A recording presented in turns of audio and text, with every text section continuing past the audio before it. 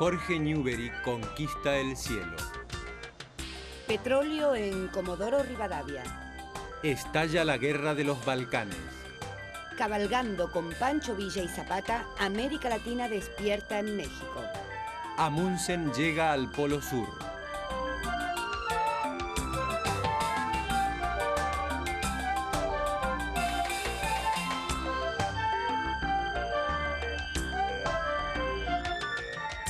El 25 de diciembre de 1907, dos porteños, el acaudalado Aarón Anchorena y el famoso deportista Jorge Newbery, se elevaron a bordo del globo El Pampero. Tras rozar los 2000 metros de altura, llegaron al Uruguay. Fue la primera vez que los argentinos alcanzaron el cielo. El 13 de enero de 1908, el éxito de El Pampero llevó a Jorge Newbery a fundar el Aeroclub Argentino. El 24 de noviembre de 1912, Jorge Newbery despegó de El Palomar en un monoplano Blériot y por primera vez alcanzó Montevideo. Esa misma tarde retornó a suelo argentino, donde fue aclamado como un héroe. Newbery volvió a conmover al país en 1914 al batir sobre los cielos de Buenos Aires el récord mundial de altura, elevándose hasta 6.150 metros. Mezcla de dandy, caballero y deportista, Newbery se convirtió en un mito. La Argentina ya miraba sin complejos a la Cruz del Sur.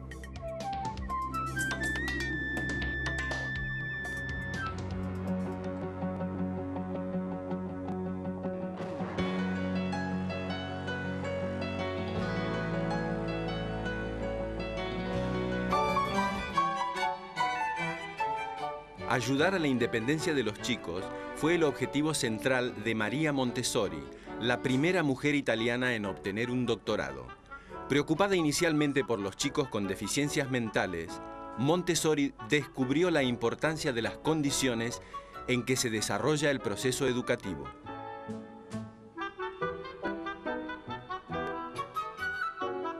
En 1907 asumió la dirección de la Casa dei Bambini, en San Lorenzo, uno de los barrios más pobres de Roma. Ahí eran acogidos los chicos de la calle.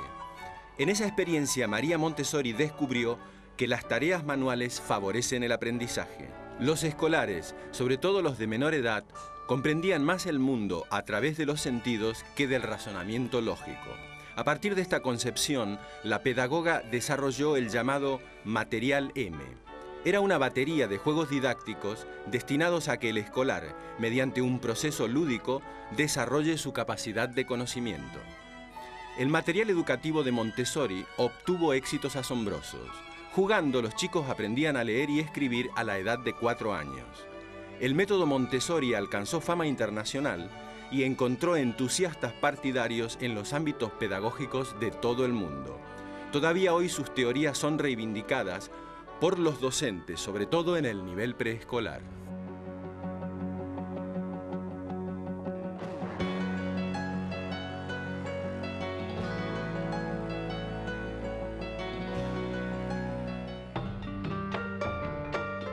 En 1907 se descubrió petróleo en Comodoro Rivadavia.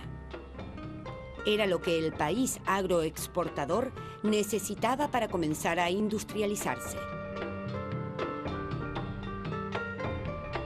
Con los años, la voluntad de conseguirlo se traduciría en la creación de YPF, cuya figura emblemática sería sin duda el general Mosconi. Se regula en la Argentina la velocidad máxima para los autos, 14 kilómetros por hora. Un levantamiento campesino en Romaña se salda con 11.000 muertos. En Bengala, los hindúes se rebelan contra los británicos. En China se inaugura el rally automovilístico de 13.000 kilómetros entre Pekín y París.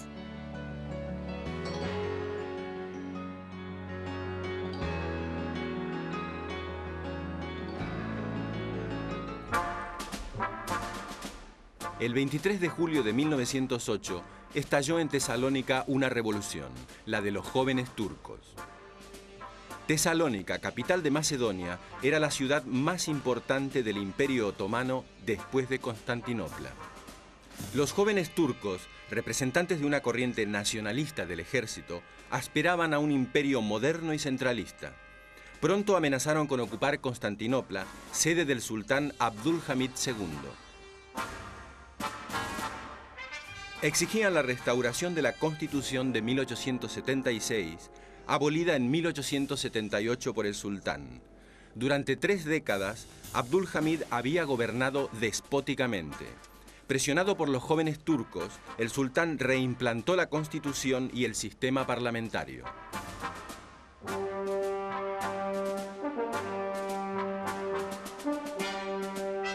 Los cambios políticos en Constantinopla inquietaron al emperador austríaco Francisco José.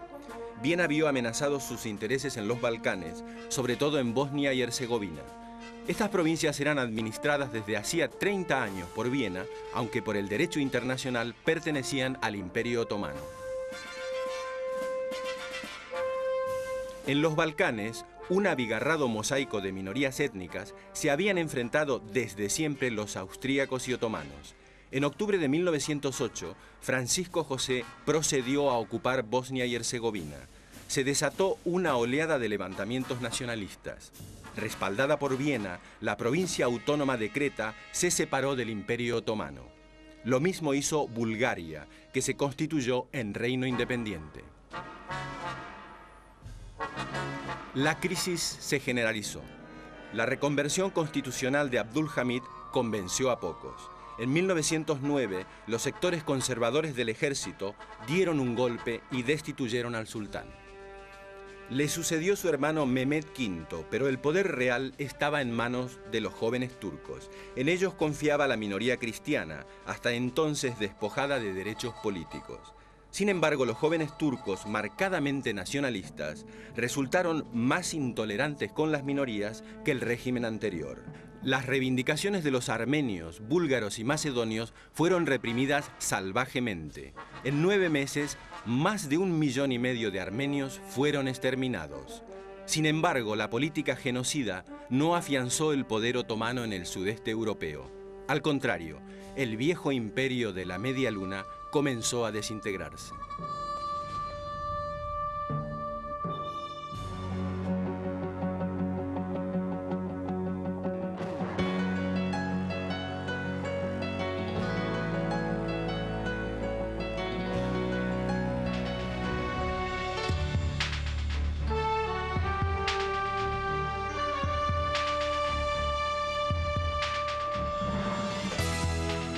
El 13 de julio de 1908, el rey de Inglaterra, Eduardo VII, inauguró los Juegos de la Cuarta Olimpiada, que dio al movimiento olímpico un impulso definitivo. En solo 2 años, en Shepherd Bush, cerca de Londres, se había construido un estadio polideportivo para 100.000 espectadores. Por primera vez, en la ceremonia inaugural, los equipos nacionales desfilaron detrás de sus respectivas banderas. Un total de 2.035 atletas de 23 países, entre ellos 36 mujeres, compitieron por las 116 medallas de oro.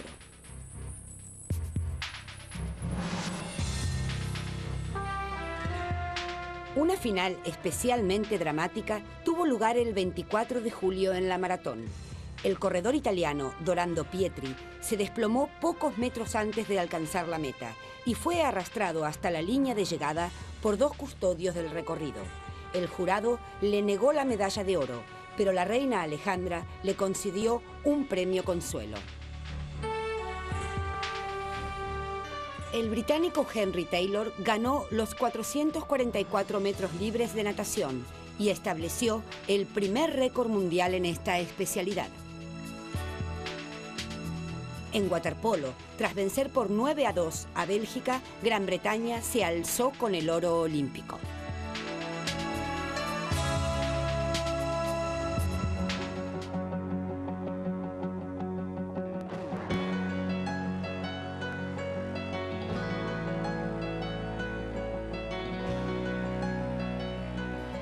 El 21 de junio de 1908, 250.000 sufragistas se concentraron en el Hyde Park de Londres. Hasta entonces, las mujeres solo tenían derecho al voto en Finlandia, Nueva Zelanda, Australia y en 2 estados norteamericanos. La sociedad británica, aún imbuida del puritanismo victoriano, se conmocionó. Desde mediados del siglo XIX, diversas asociaciones femeninas venían reclamando los derechos civiles, pero todas sus peticiones a la Cámara Baja morían en los cajones.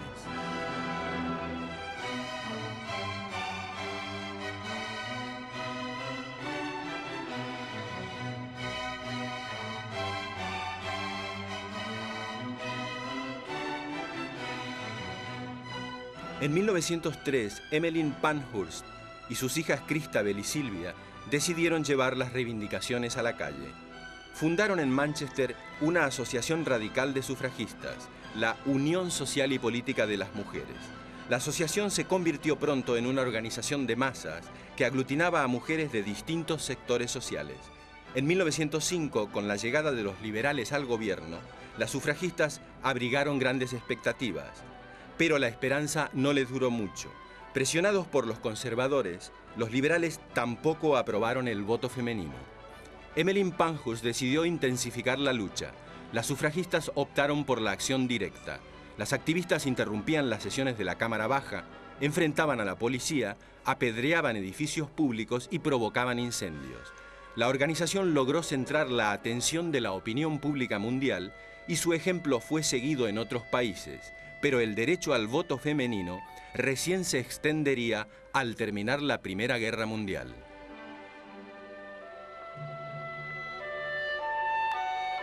Durante la contienda, las mujeres debieron realizar tareas hasta entonces reservadas para los hombres.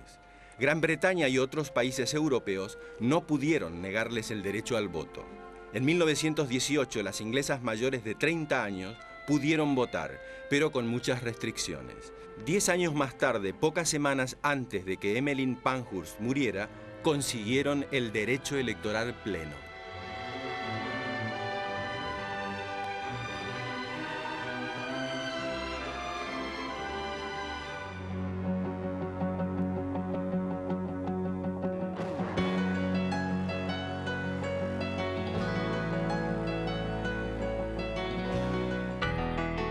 El coronel Ramón L. Falcón, jefe de policía, avanzaba por la avenida Quintana. Era el mediodía del 14 de diciembre de 1909. Antes de Callao, alguien se abalanzó sobre su carruaje y le arrojó una bomba. Falcón y su secretario volaron por los aires. Simón Radovisky fue el autor del hecho. Su grito de «¡Viva la anarquía!» fue la rúbrica de un atentado que conmovió al país.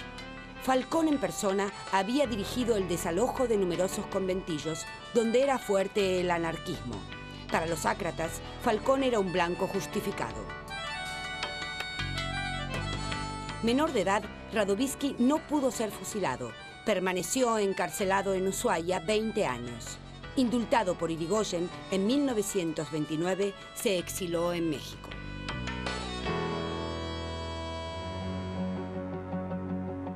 El 10 de junio de 1909, el barco británico Slavonia emite por primera vez un SOS. Japón se apodera de Corea.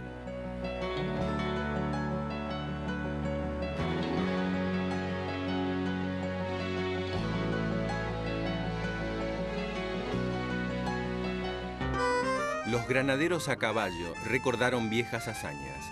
Era el 25 de mayo de 1910 y la patria cumplía 100 años. El presidente Figueroa Alcorta paseó en su carruaje a Isabel de Borbón. La infanta traía los saludos de su sobrino, el rey de España. Una Argentina alegre y despreocupada festejaba su destino de gran nación.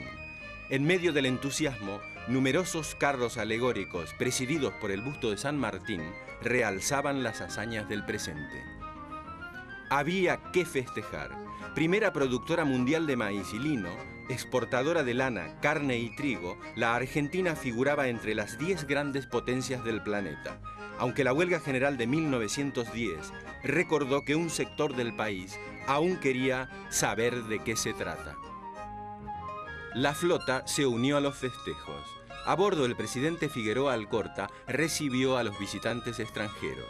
La infanta Isabel se convirtió en la estrella de los grandes festejos, rodeada de otras 50 personalidades del mundo, como el presidente chileno Montt y el estadista francés Clemenceau.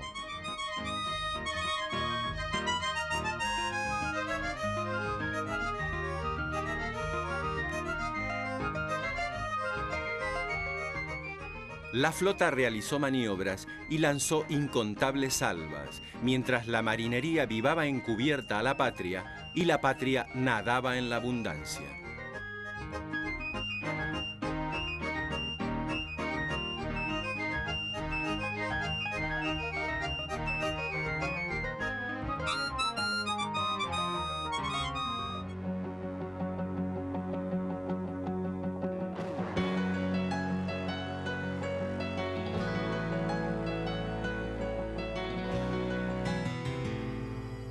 El 26 de mayo de 1911, un grupo de revolucionarios mexicanos asaltó el tren de Veracruz. Su objetivo era nada menos que secuestrar al dictador Porfirio Díaz. Depuesto el día anterior, Díaz intentaba huir de México con sus más allegados. El único que logró huir fue Porfirio Díaz. A los pocos meses recaló en España.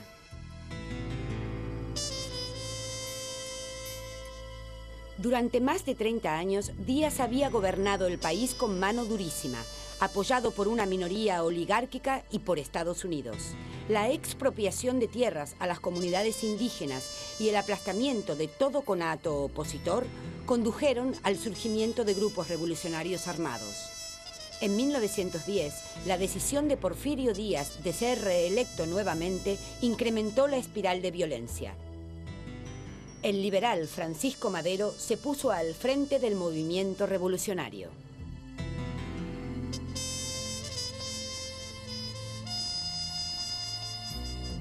Madero era tan firme partidario de la democracia como vacilante ante los latifundistas que se oponían al reparto de tierras. Los campesinos, que constituían la base social de la revolución y reclamaban tierra y libertad, buscaron nuevos líderes. En el norte, Pancho Villa, y en el sur, Emiliano Zapata. Ayudado por Villa y Zapata, Madero logró derrocar a Porfirio Díaz y en 1911 ser elegido presidente. La tranquilidad volvió a México, pero por poco tiempo. La reforma agraria era una promesa que no se cumplía. Decepcionado de Madero, Zapata volvió a alzarse y comenzó a repartir las tierras. El ejército, formado para estar al servicio de los terratenientes, procedió a la represión más sanguinaria.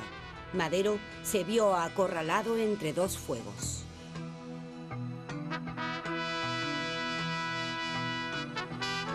En febrero de 1913, un grupo derechista derrocó a Madero, al que consideraba muy blando con los campesinos, y al poco tiempo lo asesinó. Victoriano Huerta se hizo con el poder e incrementó la represión. Venustiano Carranza ocupó el lugar de Madero, pero asoció con más énfasis las banderas de la democracia y la reforma agraria. En el verano siguiente, los revolucionarios tomaron la Ciudad de México. En 1915, Carranza asumió la presidencia del país.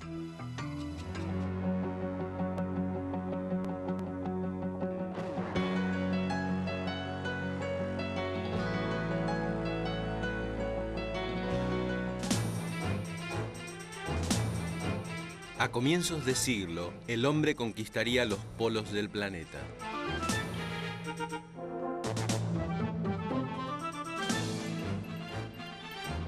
En abril de 1906, el hombre llegó por primera vez al Polo Norte. El norteamericano Robert Edwin Peary culminó la hazaña después de 20 intentos.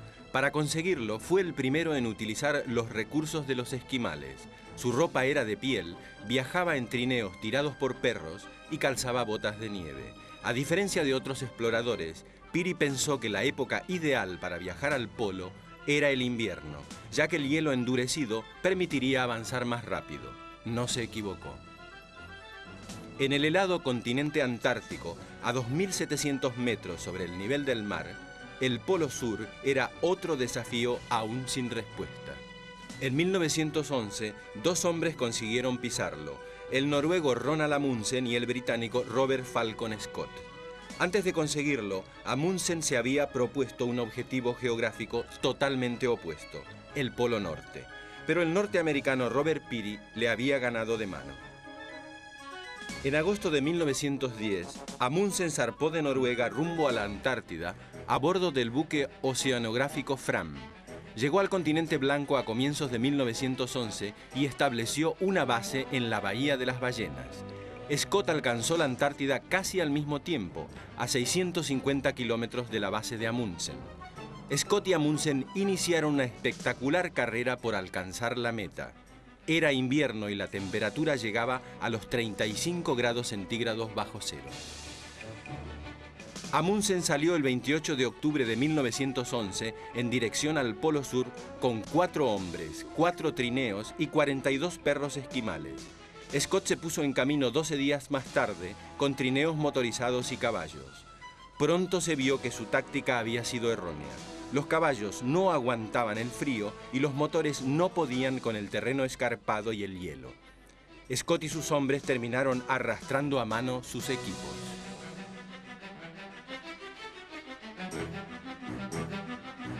El itinerario de Amundsen pasaba por el glaciar de Axel Heiberg. Este tramo de 3,5 kilómetros fue el más difícil.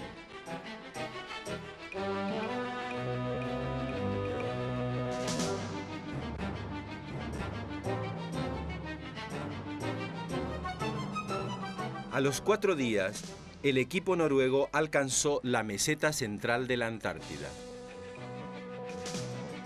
El 15 de diciembre, Amundsen se convirtió en el primer ser humano que pisaba el Polo Sur. Scott, en cambio, pagó trágicamente sus errores. Él y todos sus hombres murieron a manos del frío polar. El rey Jorge V de Gran Bretaña es coronado en Westminster. Se inician los primeros tratamientos de quimioterapia para curar procesos infecciosos. 70.000 mineros se declaran en huelga en la cuenca del Ruhr.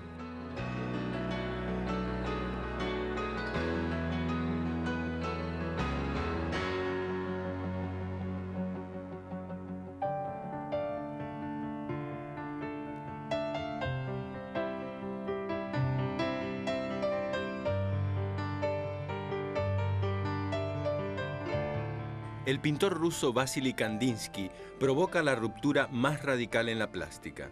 En 1910 pinta en Múnich la primera acuarela abstracta. Su manera de marcar los contrastes entre densidad y vacío incomodan al público, que solo ve en la tela una geometría alucinante.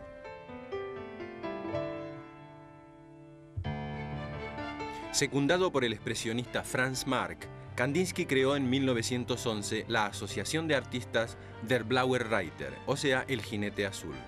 El nombre se asociaba con los extraños animales que pintaba Franz Marc. Cada color tenía un significado simbólico. El azul, asociado a la rudeza, representaba lo masculino. El amarillo, suave y risueño, lo femenino. Y el rojo, denso y subido, la materia en movimiento. El expresionista August Macke se unió a El Jinete Azul en 1912 y aportó al grupo sus reflejos de luz y sugerentes colores.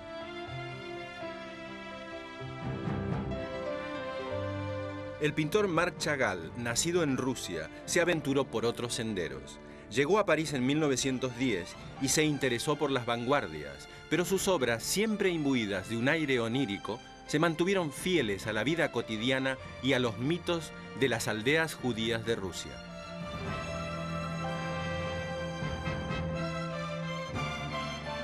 Para todos los artistas, la tormenta bélica representaba un duro trance. En su autorretrato de enfermo, Ernst Ludwig Kirchner reflejó el ánimo del individuo ante la maquinaria militar. Fue una premonición. En las trincheras, Kirchner rozaría la alucinación. El ascenso del nazismo lo llevaría luego al suicidio. El 5 de febrero de 1916, en el Cabaret Voltaire, un grupo de poetas y pintores afirmaba: todo el mundo dada. Nacía el dadaísmo.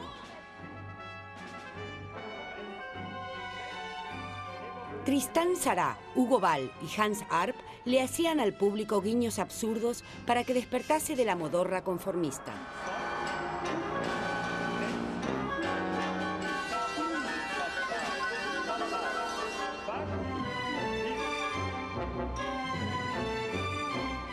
El ascenso revolucionario en la Rusia zarista entusiasmó a pintores como Malevich, Katlin y Lisinski, que desde el constructivismo o el suprematismo intentaron participar en el proceso de cambio. Su actividad se reflejó en creativos carteles de agitación revolucionaria.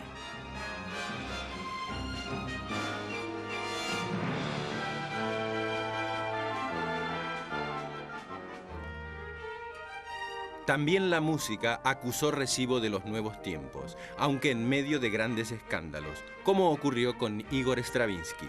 El 19 de mayo de 1913, el estreno de su Consagración de la Primavera acabó en una batalla campal.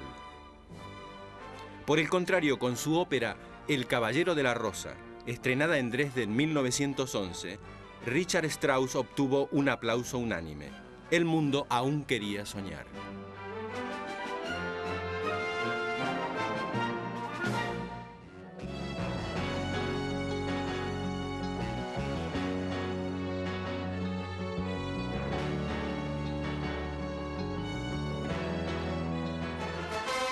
El 10 de abril de 1912, el Titanic, la joya más preciada de la White Star Line, chocó contra un iceberg y se fue a pique.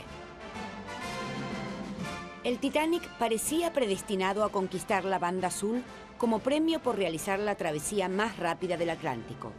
Con 269 metros de eslora, 28 metros de manga y 46.329 toneladas de registro bruto, era el barco más grande y más lujoso del mundo.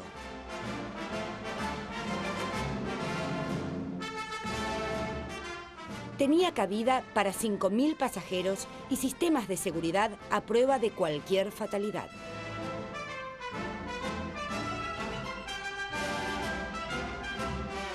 Según los técnicos, 8 cubiertas de acero y 16 compartimentos estancos hacían imposible que el Titanic pudiera hundirse.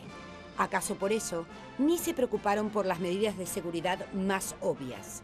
Los botes de salvamento con que contaba el Titanic solo tenían capacidad para 1.000 personas. ¿Qué importaba? A bordo viajaba el doble de pasajeros. Pero el capitán John Edward Smith no dudaba de su barco. Después de 4 días de viaje, ya cerca de Terranova, las señales de alarma advirtieron que en la zona pululaban los icebergs. El capitán, confiado en la potencia del Titanic, no redujo la velocidad de 22 nudos. 20 minutos antes de la medianoche, el Titanic se estremeció. Había chocado con un iceberg. 5 compartimentos estancos se llenaron de agua. En 2 horas y media, el Titanic se fue a pique. Más de 1.500 se hundieron con él. Solo se salvaron 703 personas. Se crea en la Argentina Obras Sanitarias de la Nación. Buenos Aires ya cuenta con un servicio de agua potable. Aparece el primer número del Pravda, el diario de los comunistas rusos. Cadillac fabrica los primeros autos con arranque eléctrico.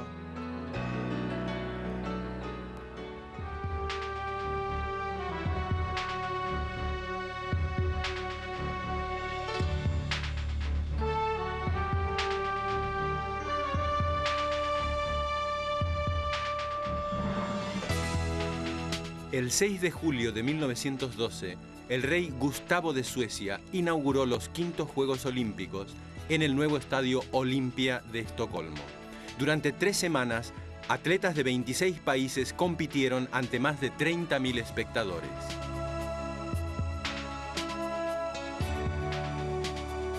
El sudafricano Rudolf Lewis ganó la prueba de ciclismo olímpico.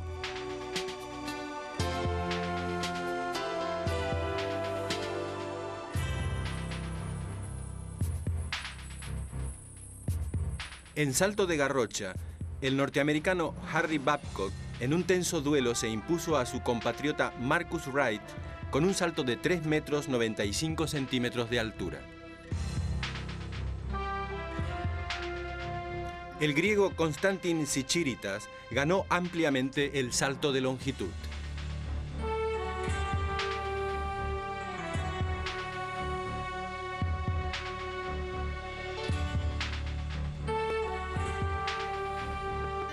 Suecia fue la gran vencedora.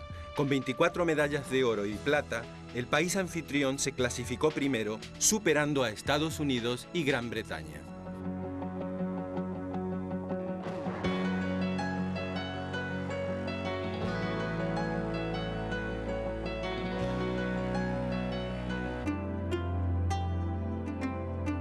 El 7 de diciembre de 1912, el arqueólogo alemán Ludwig Borchardt descubrió en Telelamarna el busto policromado de Nefertiti de tamaño natural. La reina Nefertiti, cuyo nombre significa Bienvenida la Hermosa, vivió en el siglo XIV a.C. y fue la esposa del faraón Amenofis IV Ecnatón. Borchardt no encontró el busto en las ruinas del palacio, sino en las de un taller de escultura. Al parecer, el busto había servido de modelo para numerosas réplicas. Los milenios no habían eclipsado la belleza de Nefertiti, solo le habían cerrado el ojo izquierdo. Este guiño no salvó a la bella Nefertiti de terminar en el Museo Egipcio de Berlín.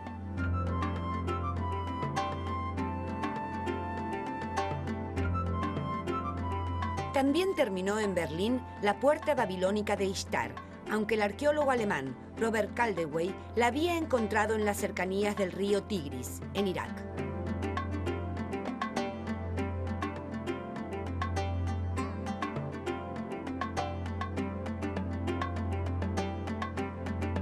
Las excavaciones del británico Sir Arthur John Evans también maravillaron a la opinión pública. Evans encontró el Palacio de Knossos en Creta.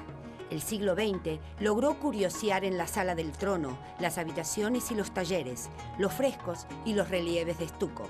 Las intimidades de la civilización minoica, transcurrida 4000 años antes, cobraron actualidad.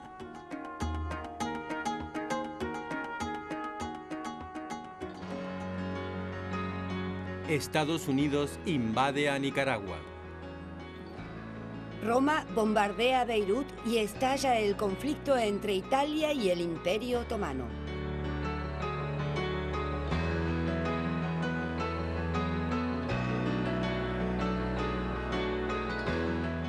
En 1912, el presidente Roque Sáenz Peña, a los 2 años de su elección, sometió al Congreso una nueva ley electoral. En el Congreso la discusión fue muy ardua, porque los sectores conservadores, herederos del roquismo, se oponían a democratizar el poder. Finalmente, la ya llamada Ley Sáenz Peña resultó aprobada. El establecimiento del voto universal, obligatorio y secreto, confirmaba que la Argentina avanzaba hacia la democracia.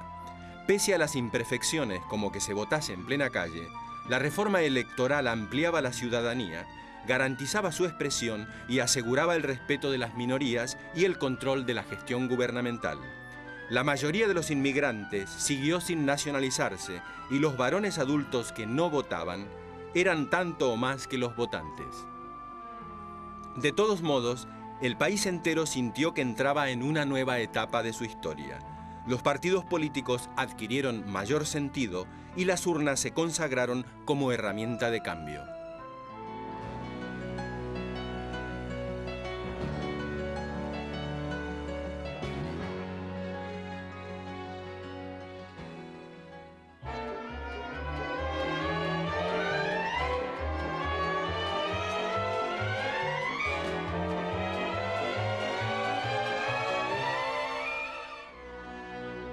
El misterioso Fantomas fascinó a los primeros cinéfilos.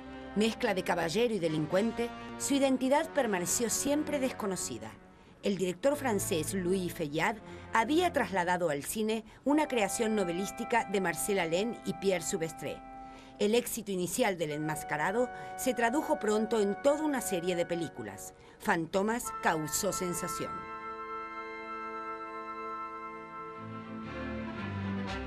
Con un desborde de 18.000 extras, el norteamericano David Griffith triunfó con El nacimiento de una nación. Una técnica revolucionaria de montaje le permitió unir los detalles, los primeros planos y los enfoques panorámicos. Las décadas siguientes del cine serían deudoras de este nuevo sistema de montaje. Griffith también supo desarrollar un tema histórico, el de la Guerra Civil Norteamericana, a través del desarrollo de 2 historias familiares. Fue un verdadero pionero.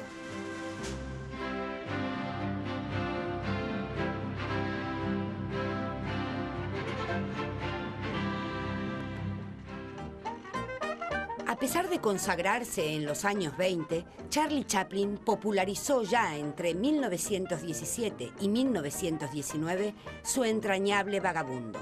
Eterno perdedor, Carlitos supo sortear los golpes de la vida con humor y ternura, ingredientes que lo convertirían en una de las figuras señeras del cine.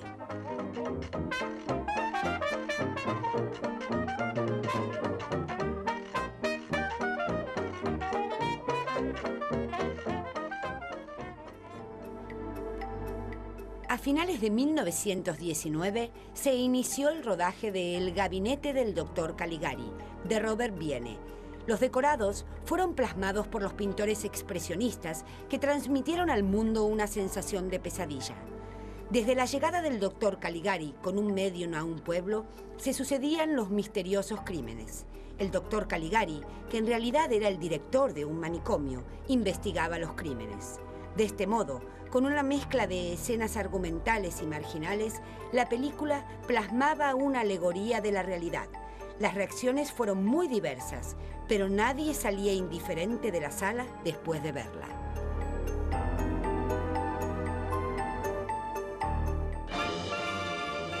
El 22 de mayo de 1909 se estrenó La Revolución de Mayo, primera película argumental argentina. French y Beruti volvían a repartir escarapelas y el cabildo a deliberar, esta vez en la pantalla del biógrafo. La película en 15 cuadros relataba la semana de mayo de 1810. Mario Gallo y Max Glucksmann, dos inmigrantes, fueron los creadores. El diseño modernista del cartelón final confirmaba que la Belle Époque reinaba en el país. Amalia fue el primer largometraje argumental argentino. Fue producida por Max Glucksmann y dirigida por Enrique García Belloso. Estrenada en 1914, los actores fueron aficionados provenientes de la alta sociedad porteña, como Susana Larreta y Quintana en el papel de la heroína o Jorge Quintana Argüello en el de Daniel Bello. La filmación de la película, basada en la célebre novela de José Mármol, se realizó en interiores y también en plena calle.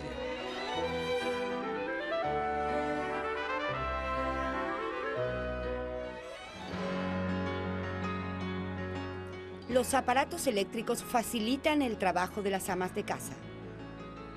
Se construye en Nueva York la Central Station, la mayor estación ferroviaria del mundo. El 1 de diciembre de 1913 se inaugura en Buenos Aires el primer subterráneo. El subte porteño iba desde Plaza de Mayo a Plaza 11, por debajo de Avenida de Mayo y Rivadavia.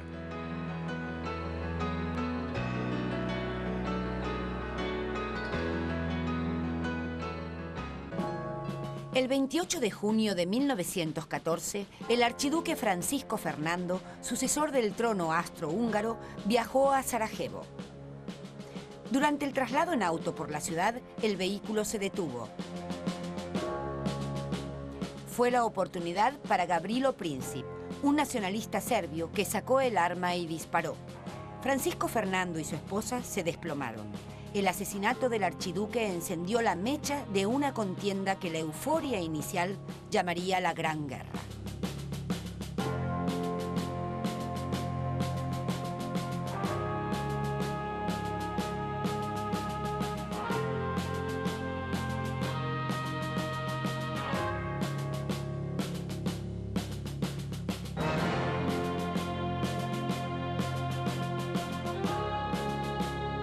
Austria sospechaba que el atentado había sido preparado por Serbia, cuyo nacionalismo era el más beligerante de los Balcanes.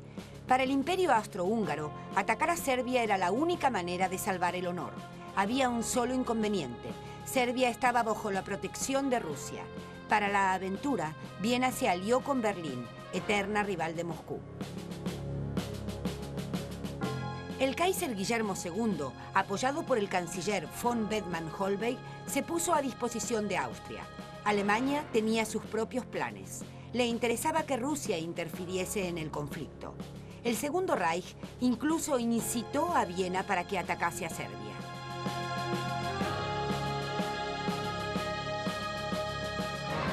Alemania movía unas piezas que harían temblar a todo el ajedrez europeo. Por la Triple Alianza, Rusia era aliada de Francia y Gran Bretaña. Pero el juego bélico parecía no asustar a nadie. la guerra aún no sonaba a horror, sino a gloria y patriotismo.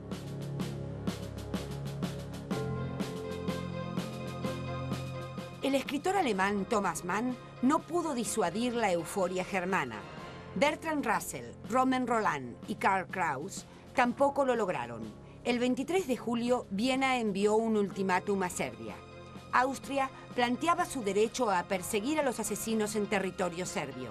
Esta condición era inaceptable para un Estado soberano. Para evitar la guerra, Serbia aceptó parcialmente el ultimátum. Austria rompió las relaciones diplomáticas con Serbia y movilizó sus ejércitos. Gran Bretaña quiso interceder, pero sus gestiones fracasaron. El 28 de julio, Viena declaró la guerra a Serbia. Rusia movilizó sus tropas. Alemania hizo lo mismo. El 1 de agosto, el Segundo Reich declaró la guerra a Rusia. 2 días más tarde, en carácter preventivo, declaró la guerra a París. El 4 de agosto, Alemania invadió el territorio neutral de Bélgica y se acercó peligrosamente a Francia. Gran Bretaña entró entonces en el conflicto. Las tropas alemanas se enfilaron hacia París. El avance alemán se detuvo en el Marne. Pronto las divisiones germanas y aliadas se vieron combatiendo en un frente de 700 kilómetros de largo, nada menos que desde Suiza hasta la costa belga. La guerra era un hecho.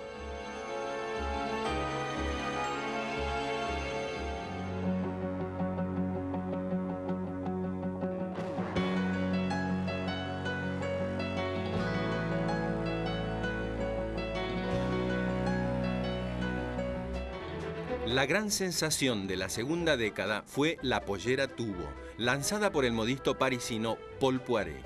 Era una pollera de corte recto hasta la pantorrilla, donde se estrechaba con un entalle.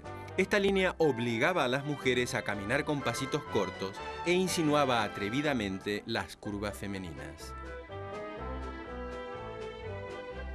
En 1911, la pollera pantalón, lanzada por el mismo Poiret, ofreció a las damas más libertad de movimiento. Pero estos vestidos largos con perneras muy anchas no llegaron a imponerse. Por su parte, la moda tango de misterioso halo porteño permitía a las mujeres otras osadías, escotes pronunciados, sensuales plumas y polleras con un corte que dejaba pispear algunas tentaciones. En Alemania, los defensores de la moral exigían romper con la decadencia francesa. Los aires bélicos imponían la reafirmación patriótica de productos nacionales como el lino y el estambre y de líneas más severas, más teutonas.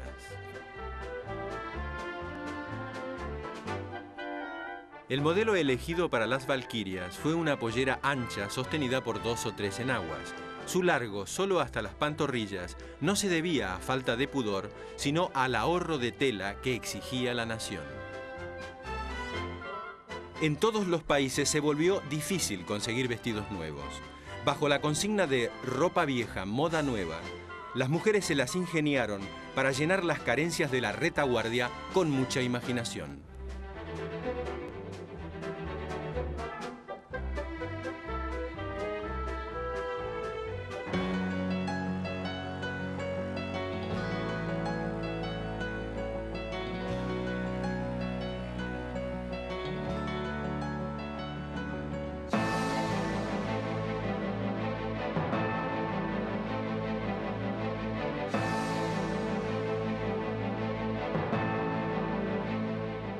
En enero de 1906 falleció Bartolomé Mitre, presidente de 1862 a 1868, militar, historiador, poeta, novelista, fundador del diario La Nación y traductor de Dante Alighieri.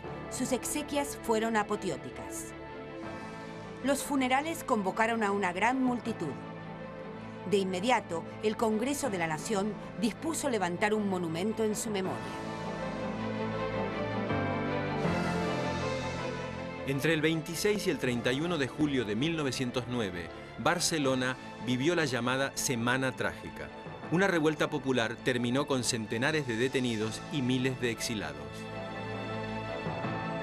La ejecución del gran pedagogo Ferrer y Guardia estremeció al mundo y desató la protesta internacional.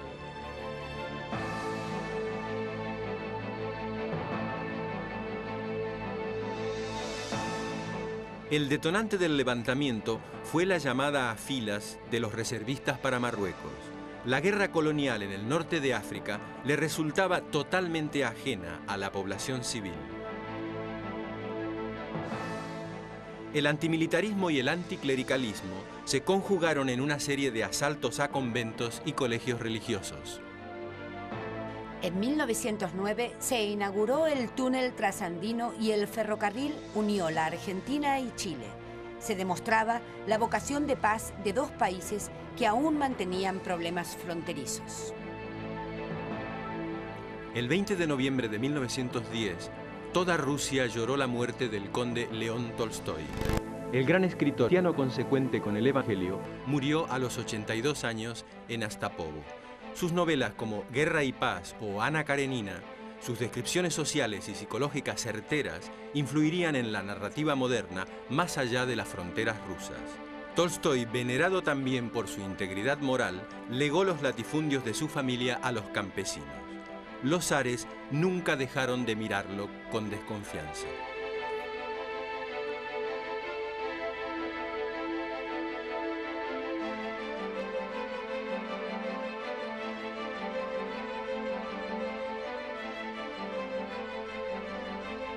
El 12 de febrero de 1912, China cerró un largo capítulo de 2000 años. Su emperador fue destituido.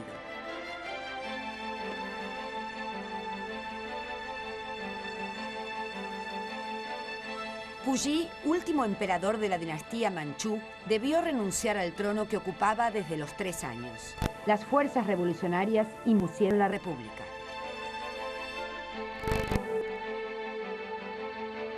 Yuan Shikai, el anterior primer ministro imperial, fue elegido el 15 de febrero presidente de la nueva república, relevando al presidente Sun Yat-sen, líder del movimiento republicano.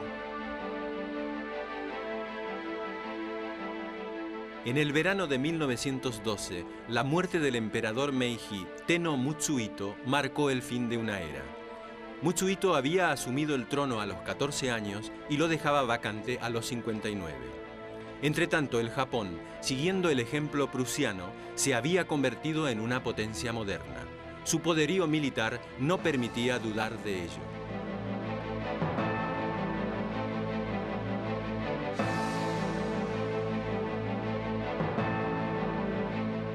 En 1913, el escritor checo Franz Kafka publica La condena y la carta al padre, obras que darían al siglo XX un singular calificativo, el de kafkiano. En 1915, su metamorfosis justificaría aún más esta calificación. El siglo, que naciera arropado con bellas promesas, podía, como el personaje kafkiano, volverse repulsivo. El 15 de agosto de 1914 se inauguró el Canal de Panamá. De 81 kilómetros, el canal unió el Atlántico con el Pacífico. La nueva vía, cuya construcción costó 365 millones de dólares, evitaba bordear el Cabo de Hornos en el extremo patagónico. La distancia entre Nueva York y San Francisco se redujo en más de 14.000 kilómetros. Fue el triunfo de la técnica, pero también de la expansión norteamericana. Estados Unidos se quedó con el control económico y militar del canal. La consigna de América para los americanos comenzaba a ser oída con inquietud e ironía.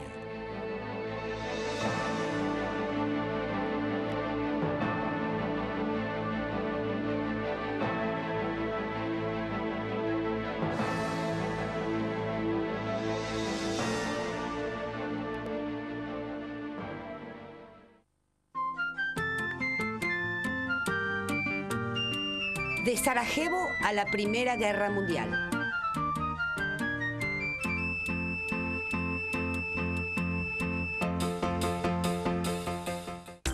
En el vídeo 3 estallará la Primera Guerra Mundial. Y mientras Gardel estrena Mi Noche Triste en Buenos Aires, los comunistas tomarán el poder en Rusia.